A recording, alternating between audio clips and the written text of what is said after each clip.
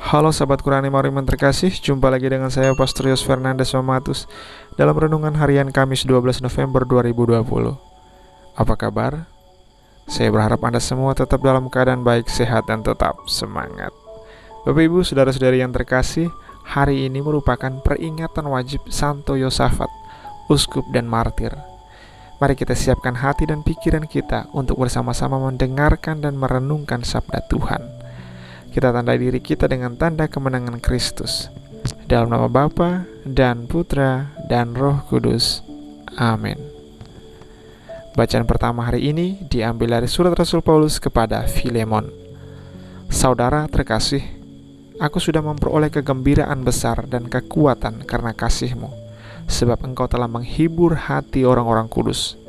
Karena itu, sekalipun dalam Kristus aku bebas memerintahkan kepadamu apa yang harus engkau lakukan, namun mengingat kasih-Mu itu lebih baik aku memintanya daripadamu. Aku, Paulus, yang sudah menjadi tua dan kini dipenjarakan demi Kristus Yesus, mengajukan permintaan kepadamu mengenai anak yang kudapat selagi aku dalam penjara, yakni Onesimus. Dahulu dia memang tidak berguna bagimu, tetapi sekarang sangat berguna baik bagimu maupun bagiku. Dia, buah hatiku itu, kusuruh kembali kepadamu. Sebenarnya aku mau menahan dia di sini sebagai gantimu untuk melayani aku selama aku dipenjarakan karena Injil. Tetapi tanpa persetujuanmu, aku tidak mau berbuat sesuatu, supaya yang baik itu kau lakukan, bukan karena terpaksa, melainkan dengan sukarela. Sebab mungkin karena itulah dia dipisahkan sejenak daripadamu, supaya engkau dapat menerimanya untuk selamanya, bukan lagi sebagai hamba, melainkan lebih daripada itu, yaitu sebagai saudara terkasih. Bagiku ia sudah saudara, apalagi bagimu, baik secara manusiawi maupun di dalam Tuhan. Kalau engkau menganggap aku temanmu seiman, terimalah dia sebagai aku sendiri. Dan kalau dia sudah merugikan dikau ataupun berhutang padamu, tanggungkanlah semuanya itu kepadaku. Aku, Paulus, menjaminnya dengan tulisan tanganku sendiri.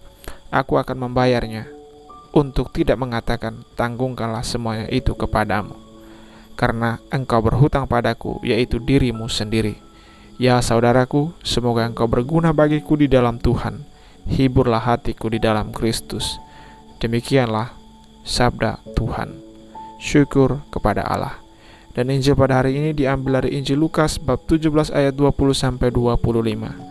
Tuhan sertamu dan sertamu juga. Inilah Injil Yesus Kristus menurut Lukas. Dimuliakanlah Tuhan. Sekali peristiwa, orang-orang Farisi bertanya kepada Yesus, kapan kerajaan Allah datang? Yesus menjawab, kerajaan Allah datang tanpa tanda-tanda lahiriah. Tidak dapat dikatakan, lihat ia ada di sini atau ia ada di sana. Sebab sesungguhnya kerajaan Allah sudah ada di tengah-tengahmu. Yesus berkata kepada para murid, akan datang waktunya kalian ingin melihat salah satu hari anak manusia itu, tetapi kalian tidak akan melihatnya. Orang akan berkata kepadamu, lihat dia ada di sana, lihat dia ada di sini. Tetapi jangan kalian pergi ke situ, jangan kalian ikut.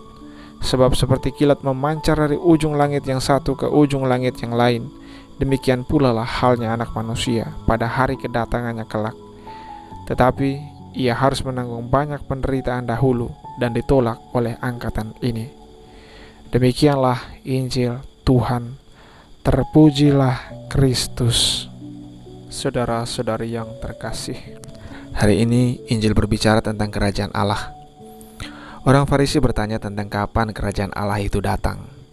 Kerajaan Allah yang dimengerti oleh orang-orang Farisi adalah hari terakhir di mana Allah akan datang dan menjadi hakim bagi segala makhluk. Terkait pertanyaan orang Farisi tentang kapan kerajaan Allah datang, Yesus katakan, kerajaan Allah datang tanpa tanda-tanda lahiriah.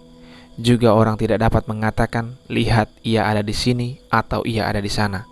Sebab sesungguhnya kerajaan Allah ada di antara kamu. Bapak Ibu saudara-saudari yang terkasih, dari jawaban Yesus kita bisa mengerti bahwa kerajaan Allah bukanlah hal lahiriah yang kasat mata. Lalu apa itu kerajaan Allah? Kerajaan Allah adalah suatu keadaan di mana Allah menjadi raja dan merajai setiap hati umat manusia. Karenanya kehadiran kerajaan Allah dapat kita rasakan saat ini juga.